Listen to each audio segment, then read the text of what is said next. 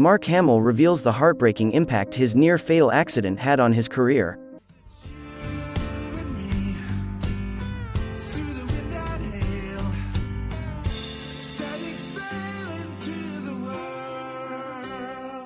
January 11, 1977, the day Mark Hamill's career and life nearly ended. Though he'd bounced back to become one of Hollywood's most iconic actors, the impact of the incident went beyond just physical pain, leaving Mark scarred in more ways than one. But after years of dodging rumors and denying the truth, the Star Wars star has finally come clean about what really happened that day and how the course of his career changed forever. "What happened was that I was on the wrong freeway," Mark told Gossip magazine. "I was way out in the sticks somewhere and there were no cars and no traffic, thank God. I was going about 65 to 70 miles per hour. I was speeding, going too fast.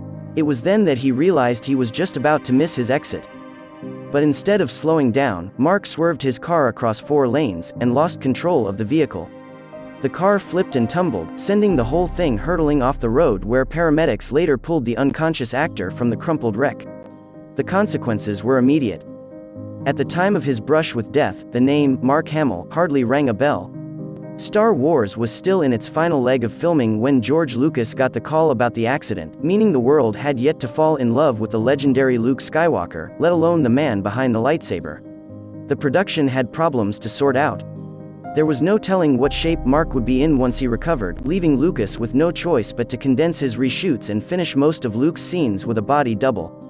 Fortunately, a good portion of these remaining shots were distant pickup that didn't show Luke's face, though the entire production was still anxious when the film's May 25th premiere date finally arrived.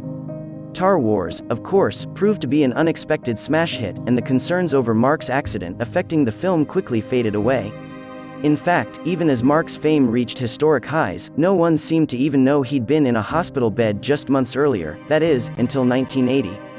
The film's highly anticipated sequel The Empire Strikes Back saw millions of Star Wars fans line up for miles to just catch a glimpse of the next chapter of the revolutionary space opera.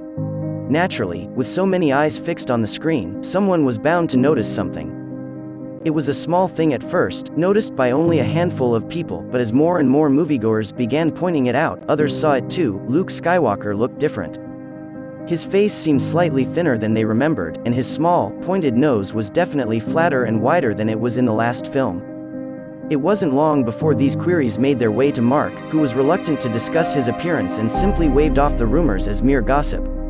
But Star Wars fans were convinced something had changed, leading them to probe the latest film in the Skywalker saga for clues, and sure enough, they found one. In the opening scene of Empire, Luke is attacked by a snow monster called a Wampa, who leaves a nasty tear on the Jedi's face before dragging him back to his cave. Upon first watch, this seemed like a pretty effective way to kick off an action film with a bang. But following Luke's rescue and return to the Rebel base, he's seen sporting some pretty nasty scars for a chunk of the film's early scenes. Sure, this could have been passed off as just a simple matter of continuity, but to suspicious, eagle-eyed fans, was this the answer to their question hiding in plain sight? As this theory took hold, it wasn't long before news of Mark's accident finally reached the mainstream, leading to rumors of the actor needing plastic surgery and full facial reconstruction raging throughout the Star Wars community. Unable to avoid the topic any longer, Mark decided it was finally time to clear the air. "I just woke up, and I was in the hospital, and I knew that I had hurt myself very, very badly," he recalled, after which he learned that he'd fractured both cheeks and broken his nose in the accident. "And then someone held a mirror up to my face, and I just felt that my career was over." Though doctors were able to reconstruct Mark's nose using cartilage from his ear, the change in his face was noticeable, especially in his next film Corvette Summer, 1978. Looks were everything for young stars in Hollywood. Would he really be able to keep his career going if Star Wars flopped? Fortunately, Mark never had to face that reality, though had George Lucas really written the entire Wampa opening in Empire just to justify Luke's slightly different look? While fans of this theory will certainly tell you so, Lucas himself has an entirely different take on the matter. "My feeling was some time had passed, they've been in the rebellion fighting, that kind of thing, so the change was justifiable," the director shared. There's a scene in the film where Mark gets beat up by the monster, Wampa, which helps even more, but that wasn't really the meaning of why we wrote the monster in the beginning. However, this may have just been Lucas saving face, no pun intended. Mark's co-star Carrie Fisher saw things a bit differently. "It was a really bad accident. Miraculously, his teeth didn't shatter. But his nose did. He had to have some of his ear put into his nose. So they adjusted the film with this snow monster to right away in the movie scratch his face to account for his looks being different. In fact, as revealed in the book The Making of Star Wars, The Empire Strikes Back, director Irvin Kershner actually shot a scene showing a droid tending to Luke's face wounds after he returns to the Rebel base. Though it wound up getting cut, was this Kershner and Lucas's way of doubling down on Mark's cover-up?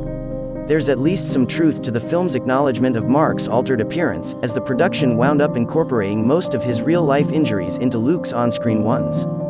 That's right, when the makeup department created Luke's scars for those early Empire scenes, they actually based them on the ones Mark received in the accident. Though Mark went on to reprise the role of Luke Skywalker in Return of the Jedi to round out the original trilogy, he began appearing less in high-profile films and more so as a voice actor behind the scenes. Many speculated that this career shift had something to do with the changes to his face. Of course, Mark has since returned to the public eye in a number of Star Wars projects. But if you were to ask the storied actor, or any member of the original cast, for that matter, what their least favorite part of living in a galaxy far, far away was, they'd all give you the same answer.